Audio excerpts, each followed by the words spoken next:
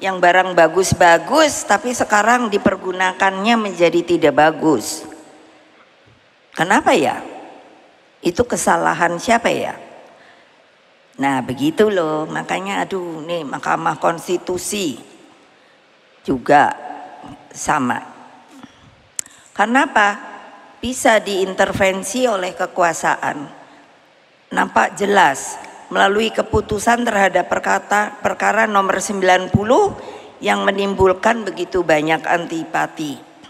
Ambisi kekuasaan, sukses mematikan etika, moral, dan hati nurani hingga tumpang tindih kewenangannya, bukan melalui judicial review di MK sebagaimana terjadi akhir-akhir ini. Ini Ketua Umum Partai loh yang ngomong, bukannya Ibu Mega secara pribadi loh. Dalam kaitan ini MK hanya memiliki kewenangan menguji dan memutuskan apakah suatu undang-undang sesuai atau bertentangan dengan konstitusi. MK itu ya saya yang mendirikan loh. Coba bayangkan, kok barang yang saya bikin itu digunakan tapi tidak dengan makin baik.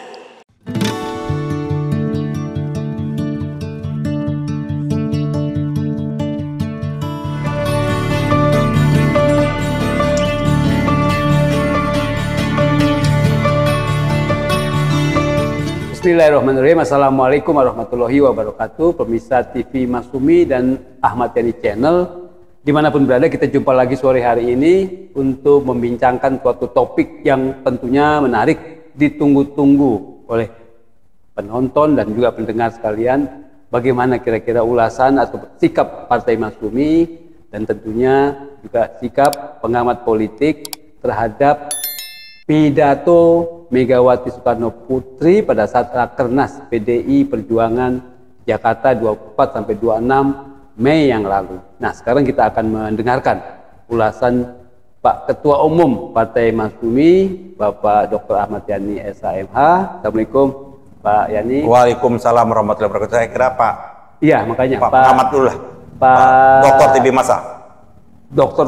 Prof ya, Prof ya. Maksudnya. Prof. Dr. TB Masa Ja'far yang kebetulan menjadi pengamat politik ini sekarang namanya sudah berkibar terus ya dari Universitas Nasional Jakarta, dan kita akan mendengarkan ulasan bagaimana menurut Pak TB Masa ini pidatonya Ibu Mega itu apa aja esensi pentingnya gitu. Silakan.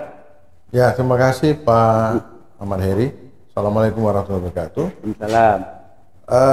Kembali ya, Bu Megawati membuat satu kejutan di tengah-tengah arus politik ini cenderung pada monolitik ya. Dan ini saya sebagai pengamat, saya terus terang aja ini surprise. Dan terus terang aja saya selama ini skeptis terhadap Bu Megawati sebagai ketua partai terbesar loh, ya. Tetapi kontribusi di dalam menyikapi arah perkembangan demokrasi kita juga termasuk fungsi-fungsi kontrol politik melalui parlemen ya, karena mereka kan mayoritas PDIP. Nah, apa yang menjadi isi pidato Bu Megawati itu adalah justru hal-hal yang mendasar. Yang tadi ada beberapa poin itu, antara lain ya, Pak Eri itu adalah mempertanyakan soal pers ya, yang itu dilarang. Betul.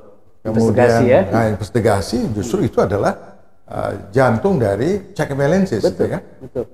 Nah, kemudian juga soal gemuknya koalisi, ya itu kan hal yang sangat basic sekali, yang selalu itu menjadi pembicaraan, dan beberapa yang lain ya, saya tidak perlu komentar. Tapi saya anggap Bu Megawati sudah mengambil posisinya sebagai pemimpin partai besar, itu yang pertama. Bu Megawati itu dia punya saham di dalam mendorong reformasi. Artinya dia secara moral maupun secara politik dia bertanggung jawab, ya hitam birunya, ya kan, terhadap perjalanan demokrasi ke depan. Jadi kalau menurut saya Bu Megawati agak terlambat. Nah itu dia. Ya, andai kata sebelum pemilu beliau mengambil peran ini, barangkali gonjang-ganjing pemilu tidak seperti ini, malahan PDIP juga ikut merasakan akibatnya. Nah, jadi menurut saya sesuatu yang sangat wajar. Ini dalam rangka check and balances. Nah, perkara ini apakah sebagian mengatakan, saya dulu sering mengatakan tidak salah Bu Megawati mengambil sikap sebagai oposisi. Saya berharap beliau jangan masuk kabinet, karena kalau beliau masuk, saya khawatir arah politik ini kita akan kembali kepada zaman Orde Baru, padahal beliau adalah antitesis Orde Baru. Ya, jadi intinya kita sangat mengapresiasi dan juga nanti tentu ada langkah-langkah pernyataan-pernyataan yang memberikan satu harapan kepada publik bahwa demokrasi ini masih hidup, itu intinya. Walaupun sudah terlambat karena ini dinamika politik itu. Ya, dinamika politik lah. Kenapa dulu Bu Mega itu begitu cenderung sekali dengan Jokowi gitu ya? Sekarang kok jadi seperti merasa dipecundangi gitu? Ya, karena yang pertama kan pencitraan Jokowi itu harus diakui, itu kan menipu semua. Ya, padahal kalau kita lihat kan apa citra yang dibangun oleh media waktu itu, dan media harus bertanggung jawab itu. Ya, saya selalu mengatakan itu juga ada kontribusi media ya. Itu memang sangat pengaruh sekali ya di dalam politik, apalagi dalam demokrasi. Public opinion itu kan dia bisa mendrive. Ya, harusnya ya. Termasuk juga dalam menentukan sikap politik, dalam menentukan rekrutmen politik, ya, menentukan pejabat-pejabat publik itu sangat berpengaruh sekali gitu. Nah, Oke. Kalau Pak Ketum nih, bagaimana kira-kira menyikapi pidato Bu Mega ini? Yang pertama saya kira apa yang dikemukakan oleh Pak Tibi Masa ya, sahabat saya Pak Tibi Masa ini, apa yang dilakukan oleh Ibu Mega adalah tanggung jawab kesejarahannya. Tadi kan yang menyatakan bahwa Bu Mega ini adalah bagian dari perlawanan terhadap Orde Baru. Betul. Dan dia mengalami, tidak hanya mengalami masalah pemikiran, tapi dia mengalami fisik loh. Di markas besarnya PDIP itu yang sekarang ini di Jalan Diponegoro itu PDI pada waktu itu. Kan itu berdarah-darah itu. Itu yang terkenal dengan kuda tuli. Kan 27 Juli ya. 27 kasus. Dan itulah akhirnya mengantarkan juga, walaupun sebenarnya dia bagian dari sejarah perjuangan. Paling tidak tonggak itu tidak bisa kita lupakan. Yang akhirnya yang mengantarkan PDI itu menjadi partai besar yang kemudian bermetamorfosis menjadi Partai Demokrasi Indonesia Perjuangan, PDIP, seperti itu. Dan setelah itu kan kita lihat dia menang kan pemilu. Ya. Tapi pada waktu Ibu Megawati presiden, dia presiden dan dia menyelenggarakan pemilu pertama kali, ya kan, pilpres langsung. Kan Ibu Megawati kan juga sebagaimana kayaknya secara tersirat dia menyampaikan di dalam pidato politiknya, dia tidak menggunakan serana negara yang ada pada dirinya gitu loh. Tidak menggunakan serana negara yang pada dirinya untuk bagaimana mempolitisasi, memobilisasi macam-macam yang ada pada diri, sumber daya semuanya seperti itu. Itu yang tidak digunakan, makanya dia kalah kan lawan SBY seperti itu. Nah, karena dia kalah, dia mengambil jarak, tidak ikut. Itu kan sebuah konsekuensi logis dari elektoral kan. Ya kalah berarti menjadi kekuatan penyeimbang. Tadi Pak Sekjen menyatakan check and balances tadi seperti itu dalam sistem demokrasi kita. Dan itu dilakukan oleh Ibu Mega. Dan itu tepat ya? Tepat 10 tahun loh. Dan saya mengalami bersama-sama. Menjadi heroik. Kayaknya memang Pak Sekjennya kalau saya anatominya PDIP ini, dia menjadi hilang tak kalah di bagian dari pemerintahan. Hilang dia. Jadi harus oposan terus. Dia menjadi kelihatannya menjadi oposan. Baru nampak bahwa dia menjadi pembela wong cilik itu nampak. Ya kan? Tapi tak kalah dia menjadi bagian dari sistem pemerintahan ini, tadi apa namanya dengan Pak Jokowi, saya ingat betul sebenarnya Ibu Mega itu juga tidak serta-merta loh mendukung Pak Jokowi. Mulai dari proses pemilu kepala daerah di DKI. Itu apalagi almarhum Topik Kemas itu kan sering saya menyatakan bahwa dia juga tidak memberikan persetujuan. Cuman kan Ibu Mega kan di peta komplit, yang tadi harus orang bertanggung jawab, media, lembaga survei dan lain sebagainya, campaign yang besar-besaran seolah-olah ini manusia yang paling baik dan sempurna, orang dari desa yang ingin membawa harapan perubahan. Itulah Jokowi adalah kita itu, ya kan? Kan Jokowi adalah kita. Tapi kalau saya, mungkin kita ini kan orang yang sudah tersadar dari awal, yang tidak terhipnotis dengan yang namanya pencitraan itu, sehingga kita tidak pernah memberikan dukungan kepada Jokowi, mulai dari pemilihan gubernur sampai Pilpres 1, Pilpres 2 maupun kemarin itu Pak Iri. Nah jadi menurut saya ini ada kawan-kawan yang baru sadar, nggak apa-apa itu kan nggak ini Pak. Sekjen sekarang ini orang yang menjadi oposan sejati Pak Jokowi itu adalah orang yang selama ini bagian dari dia. Kita lihat kaum akademisi, kaum selama ini kan mereka keluar. Yang selama ini mereka kenapa? Mereka tersadarkan, ya kan? Tersadarkan ternyata keliru. Artinya sudah pasti nih PDIP jadi oposan ini. Sebelum masuk ini, maksud saya orang-orang yang di sekitar Jokowi dulu, pendukung Jokowi ini, walaupun masih ada tersisa sedikit. Yang tersisa sedikit ini orang yang lagi mau menikmati, ya kan? Atau supaya dapat dipromosikan oleh Jokowi untuk menjadi masuk kabinetnya Prabowo. Ini adalah yang masih seperti itu, ya kan? Nah, kalau saya lihat, kenapa orang menyatakan apa drama Korea nih, konflik Megawati sama Jokowi? Katanya gitu ya. Ya, kan orang kan sering menyatakan jangan-jangan ada permainan seperti ini kan. Di balik, kalau menurut saya ini memang sudah dalam, Pak. Serius ini. Serius. Ini betul, saya dapat sumber A1 dalam. Kan kita harus bisa membaca indikasi. Kan dalam politik ini kan ada indikasi yang nampak, ada indikasi yang nggak nampak. Indikasi pertama itu adalah kenapa belotnya. Kan, atau orang menyatakan berkhianat, ya kan, atau kacang lupa kulit dan sebagai orang yang dibesarkan, dilahirkan, ya kan. Kita lihatlah, kalau lihat fotonya Pak Jokowi dulu waktu dia masih gubernur, aku nggak urus gitu kan, dia pura-pura ke Margonda, bukan Margonda apa, Marunda. Wah, dia lagi sibuk itu, dia macam-macam, dia cium tangan Ibu Mega, bisa lah dia merubah dirinya kayak bunglon itu kan, dia beradaptasi itu. Sehingga Ibu Mega begitu terpesona juga kan akhirnya. Nah tapi di akhir saya kira tak kala Jokowi sudah menjelma menjadi kekuatan diri dia sendiri, dia sudah meninggalkan menurut saya PDIP dan Ibu Mega. Sehingga dia ingin punya agenda-agenda tersendiri. Yang agenda-agendanya tersendiri ini bertentangan tadi apa yang dikemukakan oleh Pak Sekjen, Pak Dr. Tibi Masa. Ya, bertentangan dengan Pak Dr. Bimasa, itu dia adalah bagian dari penggerak reformasi. Apa yang keinginan Jokowi yang tidak disetujui oleh Megawati? Kan bentengnya Megawati pada waktu itu, Ibu Mega. Kalau Ibu Mega oke, selesai. Mau memperpanjang masa jabatan. Itu nggak disetujui ya. 3 periode loh.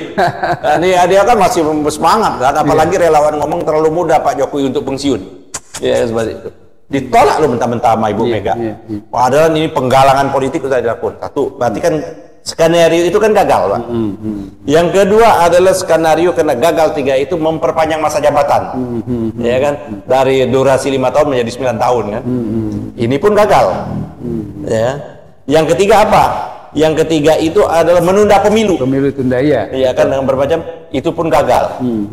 Nah, ini kan artinya ada keinginan yang tidak bisa terlaksana, keinginannya Jokowi ini. Tapi kan dia tidak berhenti, luar biasa orang ini.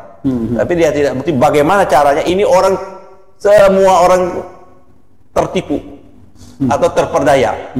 Coba bagaimana bayangkan Erick Thohir ya, sudah berusaha payah melakukan investasi kemana-mana, bahkan menjadi ketua panitia perkawinannya anaknya Jokowi di Solo, Kesang kan. Nah, orang udah menyangka itu sudah yang akan digadang-gadang ini ada Erick Thohir jadi wakil, Ganjar Erick Thohir kan, ya kan, Ganjar Erick Thohir. Sehingga pada waktu itu Ganjar itu berbunga-bunga kan, kawan-kawan PDIP kan berbunga-bunga. Last minute berubah, Pak. Iya kan, bagaimana berubah dia dalam pertemuan ini? Betul-betul saya dapat informasi A1 dalam pertemuan itu dengan Pak Prabowo, langsung Pak Jokowi menyatakan bahwa Wapres saya tawarkan Gibran. Nah mungkin perhitungan Pak Prabowo ya, dengan kalkulasi saya sudah diambil aja. Ya kan, Wapres juga dianggap non fungsional, bisa saja seperti itu. Tapi yang penting nyari suara yang banyak. Ya, yang penting menang dulu. Nah, pidato yang kemarin disampaikan Ibu Mega pada tanggal 26 Mei itu adresnya jelas loh. Sikap itulah menurut saya bahwa Ibu Mega mendeklarasikan, mengumumkan secara umum dia sudah mengambil sikap politiknya. Itu jelas sekali. Tidak mungkin berubah. Jadi menurut saya apa yang diinginkan oleh Pak Tibi Masa ya, Pak Tibi Masa tadi sudah dijawab sebenarnya oleh Ibu Mega. Pertama, Rakernas ini kan Jokowi itu kan masih anggota, yang anggota mendapat kejabatan presiden, tidak diundang. Dan bahasa tidak mengundang Jokowi ini luar biasa loh bahasanya dari kader-kader itu. Apa itu? Ya kader ya memang Pak Jokowi masih di PDIP kan. Yang semacam itu apa namanya guyon, sinis lah ya. Sinisme, sinisme itu. Terus yang kedua jangan lupa secara simbolik lambangnya PDIP itu ada terpanah, dipanah gitu loh. Di luar itu ada gambar-gambar itu, gambar banteng yang terpanah itu. Artinya apa? Berarti banteng ini dipanah gitu kan. Lagi sakit berarti hati. Betul-betul dihianati gitu loh. Sakit hati betul. Dan dihianati oleh kader-kader itu. Itu menurut saya satu, Pak Jokowi nggak diundang, tapi orang-orang lain diundang. Ya kan, ada diundang yang namanya Cendekiawan, Butet seniman diundang, ya. Terus koalisi partai atau pasti pendukung wajar, ada beberapa intelektual lah yang diundang ya kan seperti Mahfud itu. ya. Mahfud dan lain sebagainya itu diundang. Kok Jokowi sendiri nggak diundang seperti itu? Jadi satu. Yang kedua kan simbolik-simbolik perlawanan. Yang ketiga adalah menurut saya Mega mengadreskan betul bahwa pemilu ini menyisakan persoalan yang besar. Makanya dia menyatakan membutuhkan moral dan etika dalam menyelenggarakan negara. Yang sekarang ini dianggapnya memang hilang dan tidak ada. Dan kita setuju, memang moral dan etika sudah hilang.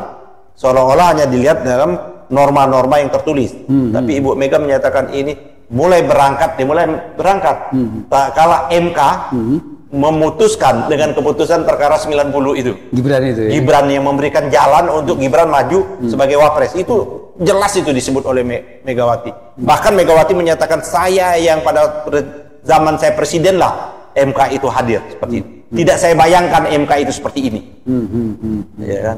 Bahkan sampai dia menyatakan dia sendiri, artinya kan membuat Amicus Curiae itu dia sendiri datang surat itu. Tapi apa yang terjadi? Itu dari segi itu. Dari segi lain dia menganggap bahwa pemilu ini penuh dengan kecurangan. Dia masuk itu terstruktur, sistematis dan masif. Dia sebut itu. Dia sebut banget itu. Artinya bagaimana mobilisasi aparat, bagaimana kepala desa, polisi. Dia sebut terang. Disebut oleh Mega, nggak ada bahasa samar. Tiga ya. Yang keempat, dia menyatakannya opo yo mau koalisi. Nah, dia kan bahasanya kan agak sambil guyon kan. Dia menyatakan ya sudah, kalau kita kalah ya kita ngambil jarak di luar. Dia menyatakan konsep dia tidak ada koalisi dalam presidensial itu. Yang ada itu ada kerjasama atau tidak kerjasama. Ya kalau kita mendefinisikan sebenarnya koalisi. Tapi definisinya Ibu Mega, kerjasama partai yang bisa bekerja sama atau ya kalau kita sudah mengusung kita kalah ya sudah, berarti kita bekerja sama keluar kayak gitu. Artinya statement itu menyatakan dia tidak akan ada di dalam pemerintahan yang akan datang itu. Kecuali bahasa oposisi aja nggak ada kecuali. Nggak, misalnya kecuali Megawati Jokowi udah dimusuhin. Nggak ada, kayaknya dia tidak memberikan pengecualian. Dia tutup itu. Kalau menurut saya ya, menurut saya udah pintu itu dia tutup. Dia menyatakan ya sudah, kita sudah biasa kok seperti ini. Iya. Ya artinya seperti itu. Ya kita nggak tahu kalau dibalik lagi. Tapi kalau menurut saya sikap Ibu Mega itu clear, bahwa kita senang juga ya. Jadi jelas menurut saya dari yang seperti itu dia menyatakan betul. Menyatakan bahwa siap untuk jadi berada menjadi di luar sistem. Dia selalu menyatakan di luar sistem pemerintah gitu. Oke, gitu. Nah ada lagi yang dia sampaikan lagi itu. Dia menginstruksikan, itu kan berarti betul adresnya ditujukan kepada rejimnya Jokowi nih. Dia memerintahkan kepada fraksi untuk waspada terhadap rancangan undang-undang yang lagi sedang dibahas. Satu undang-undang penyiaran, dia sebut loh kok mahkotanya pers itu ada diinvestigasi, kok ini mau dicopot kayak gitu kan. Terus yang kedua tentang undang-undang MK, dia sebut ada 3 hakim MK yang dianggapnya masih jernih, yang kemungkinan akan dicopot. Terus undang-undang penyiaran, terus undang-undang tentang kementerian ya. Kan dia menyampaikan zaman saya 34 nggak ada masalah, kok mau sekarang mau bagi-bagi. Nah artinya menurut saya Ibu Megawati itu sudah mengumumkan bendera perang dan menyatakan dia di luar pemerintahan atau oposisi.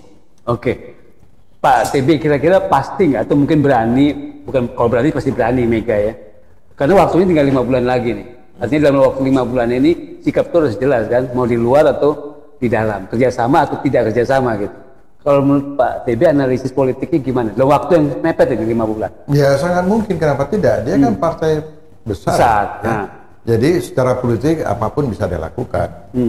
Dan dia punya masa pendukung real. Itu berbeda. Yeah. Dan yang juga harus diketahui, saya kira PDIP itu adalah partai yang punya karakter. Nah.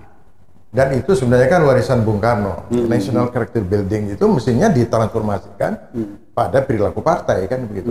Nah, yang saya ingin katakan dari sudut pandang analisis ilmu politik ya, terutama dalam konteks demokrasi, sebenarnya setelah Orde Baru 25 ini kita sudah masuk pada transisi demokrasi kemudian melangkah ke demokrasi. Tetapi terminal ini ada yang namanya konsolidasi demokrasi.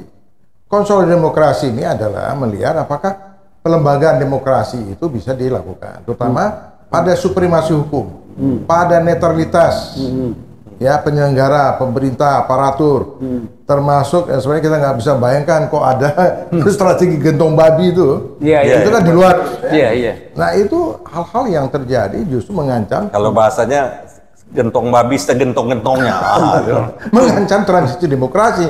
Padahal kekuatan yang original itu adalah PDIP yang membuka, mendorong ya jalan reformasi demokrasi itu yang kita rasakan sekarang gitu. Jadi kalau Bu Megawati PDIP menyatakan komitmennya ya pidato itu kan dia ada satu pernyataan kembali pada penegasan sikap politik dan itu adalah suatu sikap yang wajar dan memang harus begitu. Nah, barangkali yang cukup menarik bagi kita ya, kalau mau demokrasi Indonesia ini selamat, dia memang sebaiknya di luar pemerintahan. Kita nggak bisa membayangkan kalau kemarin Bu Megawati mendukung ya 3 periode, satu, kemudian tanpa sikap kritis terhadap hasil pemilu misalnya ya. Dan kalau kita mau baca pemilu ya, pemilu kemarin, pilpres pemilu itu apa bedanya dengan pemilu Orde Baru? Ya bahkan sekarang itu lebih jadi kalau catatan Bu Mega itu wajar karena PDIP, P3 dulu kan termasuk partai yang korban dari sistem ya yang monolitik itu, yang otoritarian itu. Nah saya kira Bu Mega ini langkah yang cukup cermat ya, karena sejarah akan mencatat apakah apa yang dilakukan oleh Bu Mega dan PDIP ini dia bertanggung jawab terhadap perkembangan demokrasi. Kalau sikap itu dia ambil, maka dia bagian dari pengkhianatan demokrasi dan dia akan melemahkan ya transisi demokrasi kita. Tadi Pak Ketum bilang bahwa Mega pasti begitu, sikapnya akan pasti di luar pemerintahan, keras pada rezim. Kalau misalnya itu nggak ada kecualinya gitu, nggak ada alasannya tanpa riset gitu, artinya harus di luar pemerintahan. Tapi kalau misalnya tadi Jokowi ditendang sama Prabowo gimana? Ya kalau dalam kekuasaan itu kan sesuatu yang lumrah. Sekarang pertanyaannya, apakah Pak Prabowo itu bisa ada matahari kembar? Karena itu tidak mudah juga. Ya, karena di dalam tradisi politik kita, para elit itu memang nggak mau ada matahari kembar ya. Soekarno, Hatta, kemudian Pak Harto dengan Benny Murdani itu lebih banyak sekali ya. Memang nggak boleh terjadi matahari kembar. Kalau ini bukan lagi matahari kembar. PDIP itu memang sudah dikangkangi kalau menurut saya.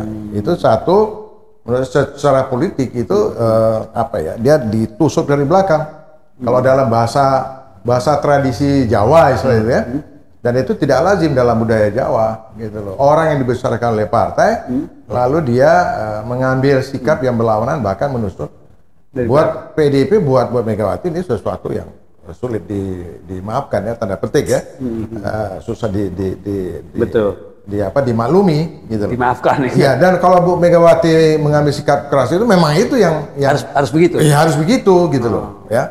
Nah jadi saya kira kalau PDIP di luar pemerintahan, ya kan, barangkali ini kan banyak sekali ya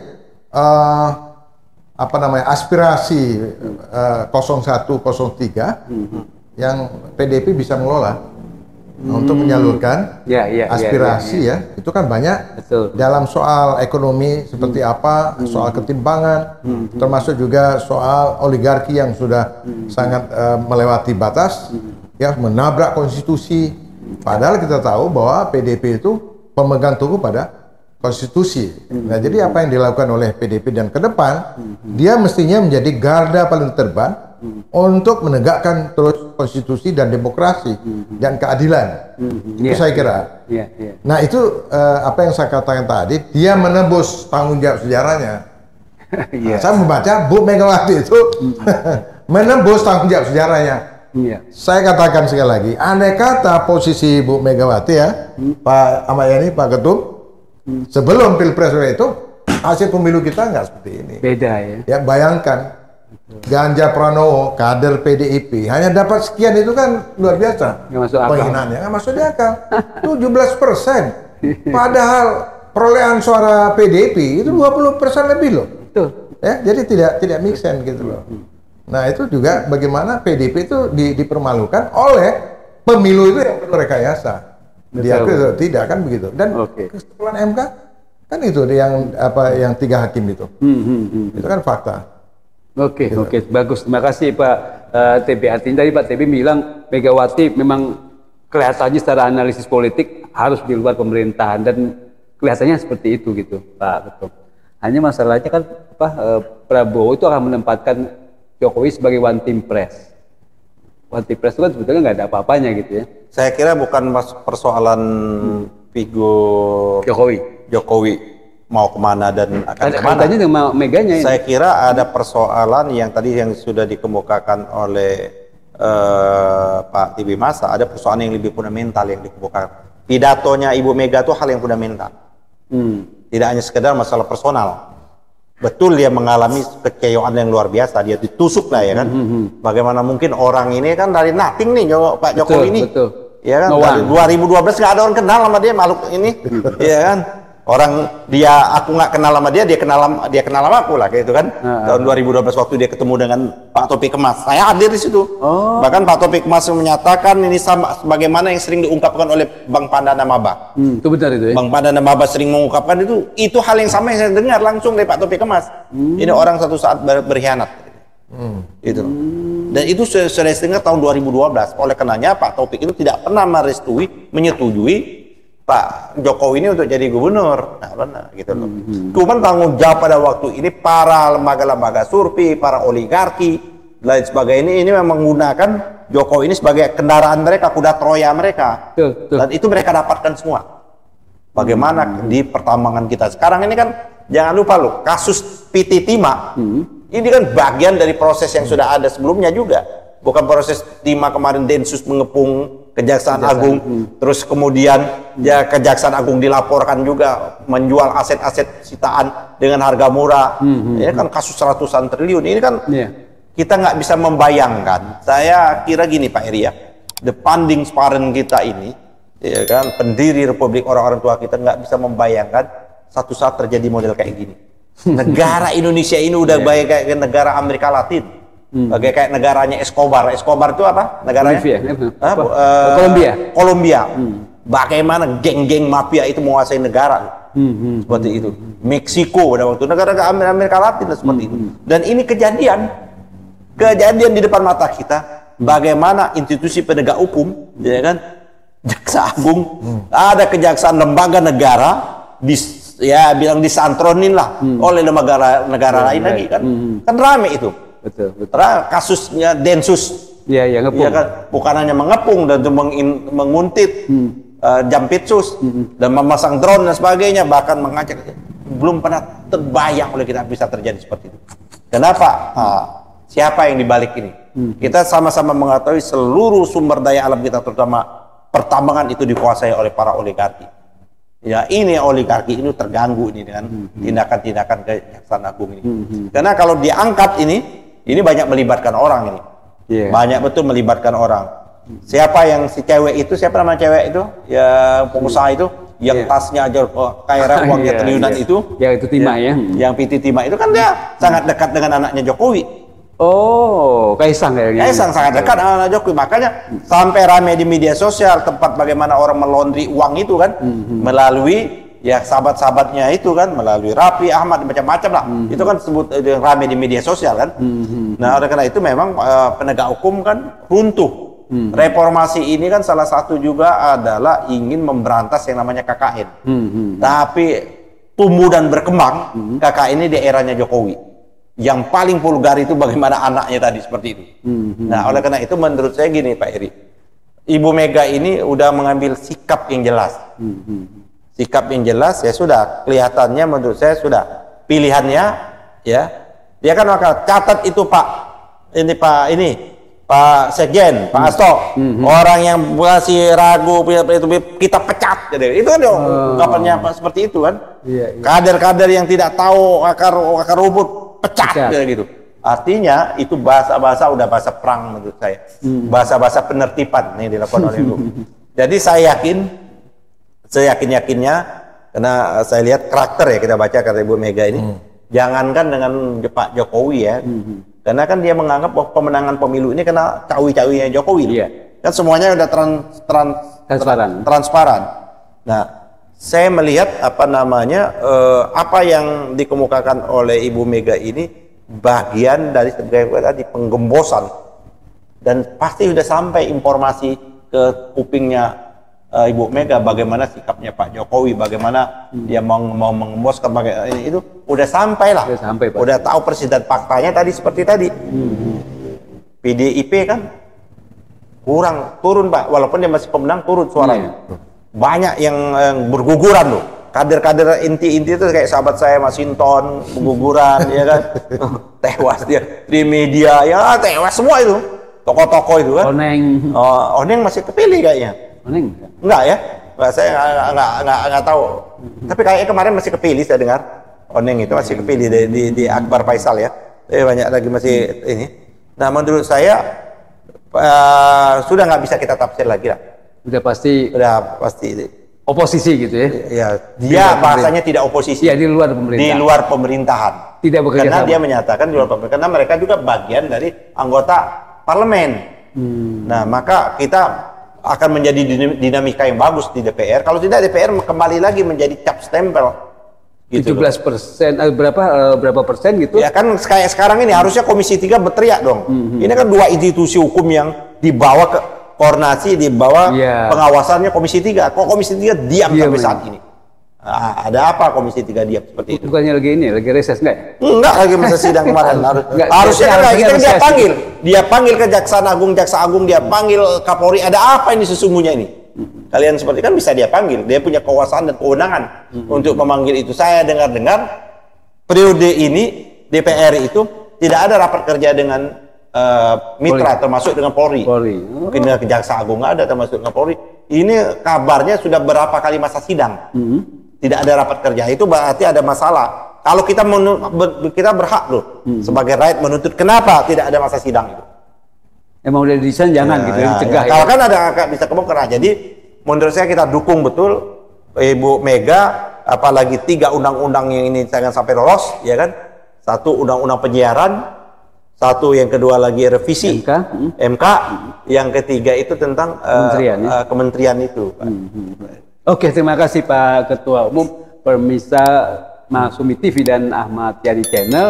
Kita berharap sekali untuk share, subscribe, komen, dan tentunya kita juga berharap ditonton terus ini. Topik-topik kita menarik-menarik. Terima kasih Pak TB Masa, pengamat politik dari Universitas Nasional. Terima kasih. Akhirnya billahi taufiq walhidayah. Wassalamualaikum warahmatullahi wabarakatuh. Waalaikumsalam.